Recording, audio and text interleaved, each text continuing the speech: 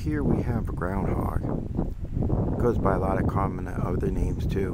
Marmota monax is the scientific name. The whistle pig, the grease pig, the whistler, the woodchuck.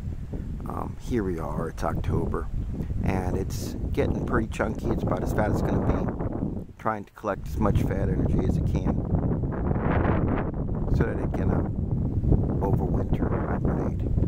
One of the few true hibernators. It'll go to sleep, and again, its respiration goes extremely slow.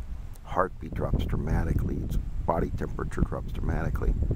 But then it'll come back out in the springtime, of course. Males arriving first so that they can go look for females.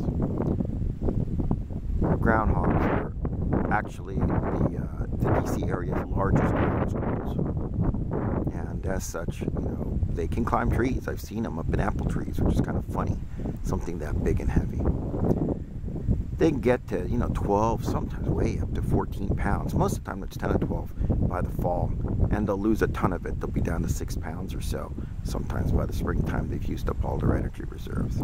Anyways, a neat little animal. It is a rodent, like all squirrels are, and this big ground squirrel, the groundhog.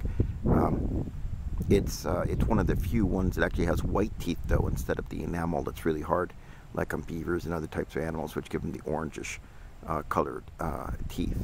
And that's because, again, it's mostly just feeding on soft things like grass, clover, although they will raid vegetable gardens.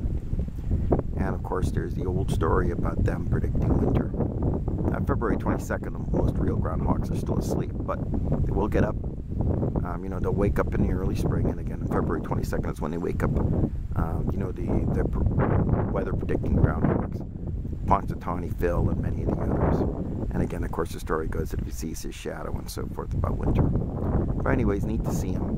Neat little groundhog here in Loudoun County, mid-October, watching this little guy eat away and make his final preparations for the winter, fattening up as much as he possibly can.